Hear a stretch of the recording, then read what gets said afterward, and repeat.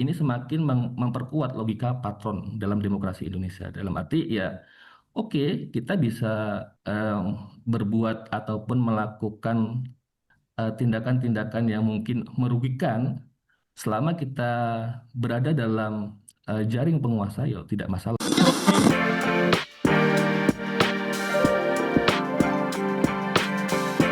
Hai sahabat TCID, kalian sedang mendengarkan podcast Suara Akademia. Ngobrol seru isu terkini bareng akademisi. Last week, kalau misalnya Sobat TCID melihat banyak sekali pemberitaan di luar sana, ada satu hal yang bisa di-highlight begitu, yaitu pemberian abolisi kepada Tom Lembong dan juga amnesti kepada Hasto Kristianto, politikus PDIP begitu ya. Ini diberikan oleh Presiden Republik Indonesia Prabowo Subianto, dan bisa dibilang sih ini tuh hal yang menarik untuk didiskusikan, karena kalau kita melihat proses penangkapan Hasto itu sempat membuat jagat internet lumayan rame gitu untuk membahas hal ini. Belum lagi kasusnya Tom Lembong begitu, karena kita bisa melihat bagaimana respon publik ketika kasus ini tuh ramai diperbincangkan sampai akhirnya vonis Tom Lembong itu tuh dibacakan dan dijatuhkan begitu ya. Responsnya menarik, dan akhirnya beberapa hari yang lalu Presiden Prabowo Subianto memberikan abolisi kepada Tom Lembong dan juga amnesti kepada Hasto Kristianto begitu. Publik menerima dengan baik respons ini begitu ya. Meskipun ada hal-hal yang membuat publik itu bertanya-tanya, apakah ini memang kebaikan hati seorang presiden atau mungkin juga pemerintah secara keseluruhan, atau sebenarnya ada muatan politik begitu dari keputusan presiden memberikan abolisi dan juga amnesti ini. We're gonna talk about it di Suara Akademia kali ini, and for this episode kita bakal ngobrol bareng sama salah seorang akademisi dari Departemen Politik Universitas Andalas ya. Dan ya, buat kali ini kita bakal ngobrol bareng sama Mas Andik Beni Saputra. Halo Mas Andik, apa kabar Mas? Halo juga Mas Arif, Alhamdulillah baik. Oke, nice to know it. Mas Andik, kita langsung straight to the topic ya, ngebahas tentang pemberian abolisi dan juga amnesti kepada Tom Lembong dan Hasto Kristianto. Ketika akhirnya pemerintah mengeluarkan statement ini nih Mas, what comes to your mind dengan keputusan pemerintahan ini Mas? Eh, Kalau saya pikir kita bisa melihat hal ini ataupun keputusan ini dari beragam perspektif gitu ya Mas ya. Hmm. Pertama, kalau pemberian abolisi ataupun amnesti ini dipandang rekonsiliasi nasional, dalam arti rekonsiliasi yang dimaksud adalah tidak mempolitisasi perbedaan posisi politik ataupun tidak mempolitisasi kasus hukum karena perbedaan politik, mungkin ini suatu hal yang positif. Artinya orang berbeda pandangan ataupun berbeda posisi politik itu suatu hal yang biasa gitu. Hmm.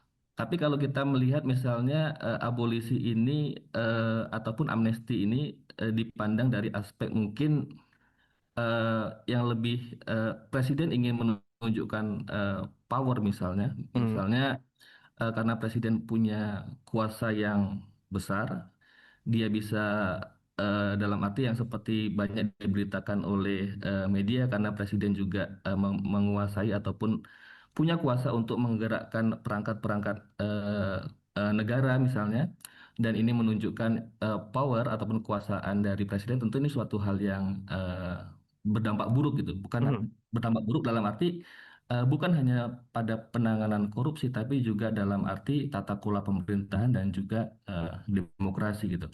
Karena kalau kita lihat sebetulnya kasus Tom Lembong maupun Hasto itu juga mempublikasi yang sangat luas terhadap tiga hal yang saya sebutkan tadi.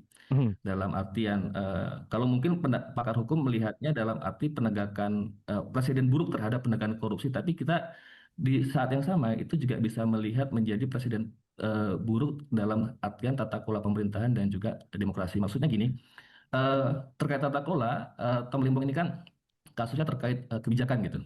Karena Betul. kasusnya kebijakan, tentu banyak publik, pejabat publik ke depannya itu akan merasa menjadi berhati-hati gitu. Hmm. pada satu sisi ada suatu masalah yang urgen untuk diselesaikan yang membutuhkan seseorang pejabat publik itu menjadi sangat menentukan ataupun decisif untuk mengambil suatu keputusan, tapi dia takut. Takut kenapa? Takut di kemudian hari mungkin keputusannya itu bisa dipolitisasi, bisa berdampak hukum gitu, meskipun keputusannya itu membawa maslahat terhadap kebaikan orang banyak gitu. Tapi karena mungkin di kemudian hari posisinya berbeda dengan penguasa saat itu, ya dia mungkin bisa mengalami ketakutan untuk mengambil suatu keputusan. Dan ini juga kita bisa lihat dalam arti dua kasus ini semakin memperkuat logika patron dalam demokrasi Indonesia. Dalam arti ya, oke, kita bisa eh, berbuat ataupun melakukan istilahnya tindakan-tindakan yang mungkin merugikan selama kita berada dalam jaring penguasa, ya tidak masalah misalnya seperti itu gitu. Karena logika patron tadi semakin kuat itu. Siapa yang dekat dengan penguasa ya dia aman meskipun dia memiliki sejumlah catatan ataupun track record yang buruk dalam kasus hukum. Tapi karena dia dekat dengan penguasa maka ya kasus hukumnya dianggap sebagai suatu yang eh, tidak dilihat gitu. Tapi Hmm. ketika dia berada dalam posisi yang berbeda, maka ya kasus hukumnya bisa diulik. Jadi ini kalau saya melihatnya ya semakin bisa memperkuat logika patron tadi dalam demokrasi Indonesia itu. Artinya kan bisa kita tangkap ada muatan politik yang cukup kuat begitu ya, Mas Andik, dari pemberian abolisi dan juga amnesti ini. Kalau dari Mas Andik sendiri ngelihatnya nih, apa yang bisa dibaca dari timing dan juga subjek abolisi atau amnesti ini nih, Mas? Kalau misalnya kita ngomong dari sisi politiknya nih. Timing mungkin kalau pendapat saya pribadi mungkin ya dari kasus Tom Lembong kan ini mendapatkan perhatian publik yang sangat luas. Kemudian kalau dari pernyataan dari Tom Lembong maupun kuasa hukumnya juga menyatakan bahwa mereka akan banding ya. Mungkin ini semacam seperti memberi panggung terhadap oposisi gitu. Yang kalau saya Oke. melihatnya memberi panggung terhadap oposisi yang kemudian mungkin panggung ataupun popularitas karena kasus ya orang Indonesia ini kan istilahnya dia mudah kasihan terhadap orang yang dizolimi Hmm. karena mungkin publik Indonesia membacanya seperti itu ya ini bisa oposisi dalam arti Tom Lembong ini menjadi besar, dia memiliki amunisi dan juga panggung yang membuatnya tetap eksis mungkin hingga 2029 gitu Mas kalau saya melihatnya ya gitu. Oke. Nah, publik kan punya persepsi yang akhirnya sedikit menarik kalau misalnya kita mau bahas nih, Mas. Karena sebagian kelompok itu tuh curiga ini adalah bagian dari kesepakatan politik pasca pemilu. Nah, publik punya hak nggak ya, Mas, ya, buat curiga dengan hal seperti ini nih, Mas? Karena kan tendensinya kuat banget ya, kayak oh ini mau merangkul oposisi nih gitu. Dalam konteks demokrasi, publik punya hak itu, Mas. Hmm. Kalau dalam konteks demokrasi ya, sebagai bagian dari deliberasi publik, ya publik punya hak untuk merasa curiga bahwa ini tidak sepenuhnya murni hukum, tapi juga ada seperti yang eh, ramai beredar di publik, ya, merupakan kesepakatan. Karena memang politik Indonesia itu sangat identik dengan kesepakatan gitu. eh, Seperti yang kita lihat ataupun kita saksikan ya di pemilu dia bisa dalam posisi yang sangat berseberangan ya dengan satu sama lain, tapi ketika pemilu usai ataupun pemilu itu selesai dan pemenang itu muncul yang tadinya berseberangan itu bisa masuk ke dalam posisi yang tadinya lawannya gitu. Seperti Hmm. misalnya kan bisa kita lihat lah di pemilu baik di 2019 itu kan bagaimana polarisasi yang akut antara Jokowi dengan Prabowo dulunya sehingga eh, ada kalau mungkin Mas masih ingat ada apa istilah sebutan cebong ada kampret ya. Iya. Kemudian pasca 2019 pasca Jokowi itu menang dan eh, dalam pembentukan kabinet ya Prabowo masuk ke dalam kabinet ya. Sama juga dalam pemilu 2004 ya, walaupun polarisasinya tidak setajam tahun 2019, tapi kan kita bisa melihat misalnya ada pro dan kontra terkait ide maupun gagasan setiap capres, tapi ketika eh, pemilu usai ya kita bisa lihat misalnya PKB bergabung dengan pemerintah ya, Hmm. kemudian Caimin yang dulunya merupakan salah satu pasang apa cawapres dari Anies Baswedan bergabung dan menjadi salah satu menteri dari Prabowo. Kemudian partai eh, PKS juga menyatakan bergabung dengan dukungan terhadap pemerintah dan juga diikuti dengan partai-partai lainnya. Jadi dalam konteks ataupun nuansa politik Indonesia yang penuh dengan deal-dealan dan juga kesepakatan, ya publik dalam hal ini ya, bukan hal ini tapi dalam aspek gerak-gerik elit, ya publik memang sangat punya hak untuk mencurigai itu gitu. Mhm. Kita sekarang coba bawa diskusi ini ke apa ya, langkah-langkah politiknya yang coba diendus dalam tanda petik sama publik nih. Kalau Mas Andi melihatnya ini tuh bisa dibaca sebagai langkah merangkul elit atau bagian dari upaya mengeliminasi potensi adanya oposisi nggak sih, Mas? Eh, Bisa seperti itu, Mas, karena memang dalam demokrasi Indonesia ini oposisi sepertinya tidak diinginkan gitu. Mhm, Eh,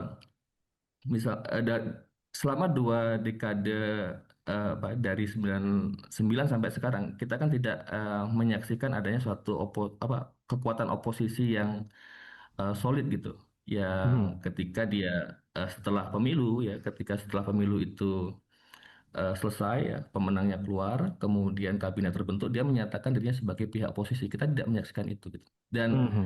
elit-elit politik Indonesia juga sepertinya eh, memang tidak menginginkan ada yang oposisi. Mereka menginginkan adanya suatu koalisi yang besar gitu.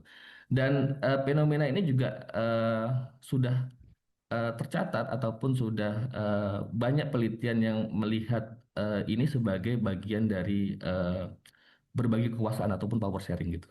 Ya, Jadi kalau pertanyaannya apakah ini merupakan cara untuk merangkul elit, ya saya pikir bisa dianggap demikian gitu. oke. So, kalau misalnya kita ngomongin cara merangkul elit bisa disimpulkan seperti itu karena bisa dilihat dari statement Ketua Umum PDIP yang bilang akan mendukung pemerintahan Prabowo Gibran begitu ya, bahkan kayak mengatakan kami bukan ingin menjadi oposisi tapi lebih ke penyeimbang konstitusi begitu. Eh, Artinya bisa diterjemahkan bahwa oposisi formal tuh nyaris nggak ada lagi dong, Mas Andi. Ya memang kalau kita lihat sekarang mungkin yang tidak masuk ke dalam pemerintahan itu hanya PDIP, Mas ya. Ya. Tapi kan kalau kita lihat dari sejak Prabowo dilantik hingga sekarang kan kita juga tidak begitu melihat itu istilahnya perbedaan yang sangat tajam antara PDIP dengan pemerintah gitu. Dan kalau saya melihat memang ya oposisi secara formal di Indonesia memang tidak ada. Bahkan yang kalau kita melihat yang menjalankan peran oposisi itu justru masyarakat sipil gitu, Mhm. yang memberikan catatan-catatan kritis terhadap setiap wacana kebijakan maupun kebijakan pemerintah, ya masyarakat sipil, seperti misalnya terkait revisi undang-undang TNI gitu. Itu kan yang memberikan catatan kritis ataupun bersuara kritis terhadap hal itu kan masyarakat sipil. Ya. Kita bahkan eh, kalau saya pribadi ya belum mendengar gitu istilah suara yang kritis dari baik partai-partai yang ada di pemerintah maupun partai-partai yang tidak bergabung dengan pemerintah gitu. Semuanya kan cenderung sepakat dengan wacana itu gitu. Malah masyarakat sipil yang memberikan catatan kritis terhadap wacana itu gitu. Pertanyaan saya berikutnya nih, Mas. Situasi pasca reformasi kan praktis tidak ada tidak ada oposisi yang gimana-gimana begitu ya, yang secara formal tuh memang menyatakan oposisi gitu. Mungkin publik melihat yang ada oposisi terang-terangan kayaknya pada saat pemerintahan Pak Susilo Bambang Yudhoyono begitu ya, ketika PDIP pada saat itu tuh memposisikan diri sebagai oposisi nih. Nah, kalau misalnya memang pada akhirnya itu tuh negara ini nggak ada oposisinya dan cuman masyarakat publik begitu yang akan menjadi oposisi dan tren seperti ini tuh berjalan terus ya, negara nggak ada oposisi gitu. What happened to our democracy nih, Mas? Atau what happened to our internal domestic politics gitu? Kalau tidak ada oposisi, tentu elit semakin menjadi lebih mudah dalam eh, apa semakin lebih mudah dalam eh, melancarkan agenda-agenda politiknya gitu. Karena Mhm, yang menjadi kekuatan penyimbang tidak ada. Kalau dalam literatur-literatur politik, eh, eh, kita menyebutnya orang ataupun ahli-ahli politik menyebutnya sebagai kompetitif authoritarianism gitu.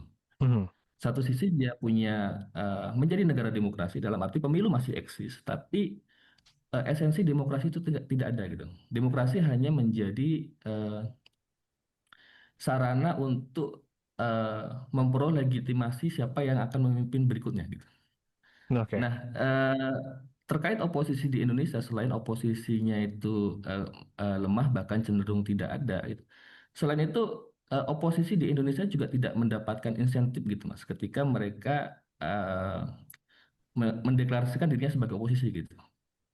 oke, Oposisi tidak mendapatkan insentif dalam arti ya publik, eh, misalnya ketika pemerintahan ini berakhir dan pemilu mendekat apa pemilu ini eh, masanya dekat ya, eh, publik tidak tidak begitu memberikan reward yang besar terhadap partai yang mendeklarasikan dirinya sebagai oposisi gitu.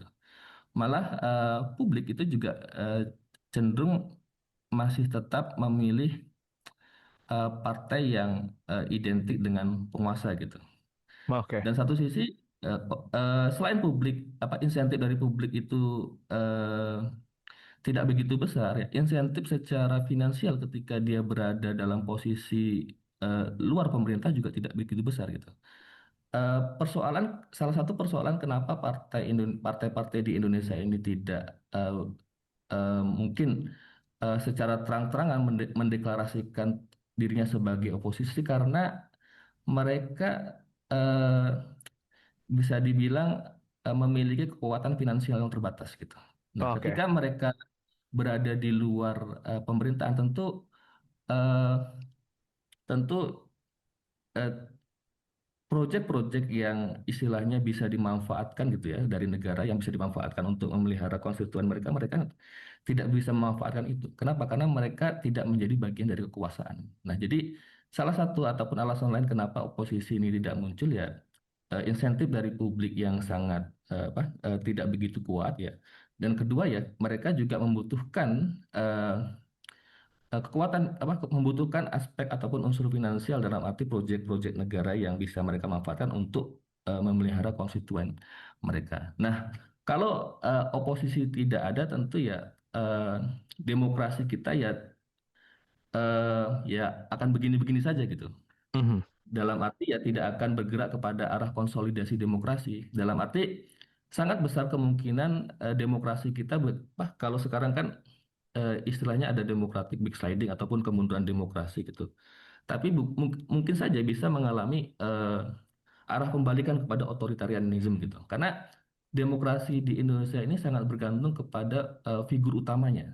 Figur Oke, utamanya dalam arti presidennya. Ketika presidennya memiliki semangat ataupun dalam arti memiliki jiwa demokrat yang sangat tinggi, tentu demokrasi bakal terjaga.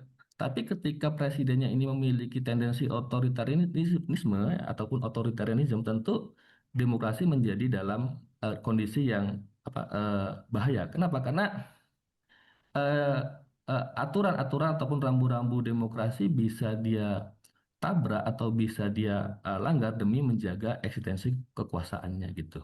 oke. Eh, begitu Mas. Iya, iya, iya. Nah, ini jadi pertanyaan terakhir saya nih, Mas. Dengan situasi yang seperti sekarang ya, abolisi dan juga amnesti diberikan, nuansa politiknya juga lumayan kuat begitu. Ini bisa jadi tanda nggak ya, Mas Andi, kalau misalnya demokrasi elektoral Indonesia makin pragmatis gitu ke depannya. Jadi pertarungan politik itu bukan cuma soal gagasan dan juga ide gimana negara ini bakal jadi lebih baik, tapi justru ngarahnya ke soal siapa yang bisa dinegosiasikan gitu dong, Mas. Eh, Kalau pragmatis memang bisa kita anggap demikian gitu karena Hmm. memang eh, politik Indonesia memang sangat dipenuhi dengan eh, istilahnya eh, pertukaran-pertukaran yang sifatnya saling menguntungkan satu sama lain ataupun transaksional. Nah, ini kan bisa kita lihat seperti mulai dari pencalonan presiden, kemudian ketika kompetisi presiden berlangsung dan juga pasca kompetisi presiden itu juga berlangsung. Bahkan bukan hanya dalam aspek kompetisi, tapi dalam aspek misalnya pencalonan baik kepala daerah maupun pencalonan anggota legislatif itu kan juga sangat pragmatis dalam arti misalnya ketika seorang caleg ingin mendapatkan nomor bagus tentu kan ada semacam dalam tanda kutip sesuatu yang ia berikan gitu. Nah, ini kan juga menandakan politik Indonesia memang bukan hanya soal apa ya dari pemilunya, Pak, dari proses dia pencalonan bukan hanya dalam aspek presiden tapi juga kepala daerah dan juga eh, legislatif itu kan menunjukkan sangat pragmatis penuh dengan transaksional itu. Nah, ini juga mungkin ini juga salah satu PR terbesar eh, kita kan bagaimana sejauh mana kita bisa bersabar terhadap demokrasi itu gitu. Karena Mhm. eh, demokrasi ini membutuhkan proses yang sangat panjang dan Indonesia sudah dalam sampai titik ini mencapai capaian yang luar biasa dalam arti dari 99 sampai sekarang itu pemilu itu berlangsung secara reguler itu. Tidak Ya. ada pemerintahan yang berhenti tengah jalan karena kudeta. Jadi meskipun ini membutuhkan suatu jalan yang panjang, tapi tanda ataupun ya tanda-tanda kematangan dalam demokrasi itu sudah nampak. Dalam arti elit-elit itu sudah menerima ataupun bisa bisa menerima bahwa pemilu itu sebagai satu-satunya rule of the game ataupun aturan main untuk pergantian kekuasaan. Tidak Mhm. ada misalnya dari 99 hingga sekarang terjadi misalnya atau kita ambil dari 2004 lah 2004 sampai Ya. sekarang misalnya presiden yang berhenti tengah jalan karena kudeta gitu ataupun persekongkolan antara sipil dan militer gitu yang menyebabkan pemerintahan yang terpilih secara demokratis itu terguling. Nah, PR terbesarnya adalah bagaimana menjadikan eh, pemilu yang sudah di menjadi norma dalam ataupun aturan main dalam pergantian kekuasaan ini menjadi lebih eh, berkualitas. Nah, di sini masyarakat sipil ataupun publik memiliki peran yang sangat besar gitu dalam mendorongnya gitu. Misalnya eh, seperti apa ya, seperti publik menjadi semakin kritis terhadap gagasan-gagasan yang disampaikan oleh eh, setiap kandidat gitu. Ya. Kemudian publik meminta seperti apa langkah nyata yang sudah diberikan atau dalam arti publik semakin eh, peduli ataupun sadar terhadap track record setiap kandidat sehingga mereka memberikan suaranya itu bukan lagi berdasarkan pertimbangan-pertimbangan yang sifatnya sentimental, tapi juga sudah mengarah kepada pemilih-pemilih yang kritis gitu. Karena banyak Mhm. menggunakan misalnya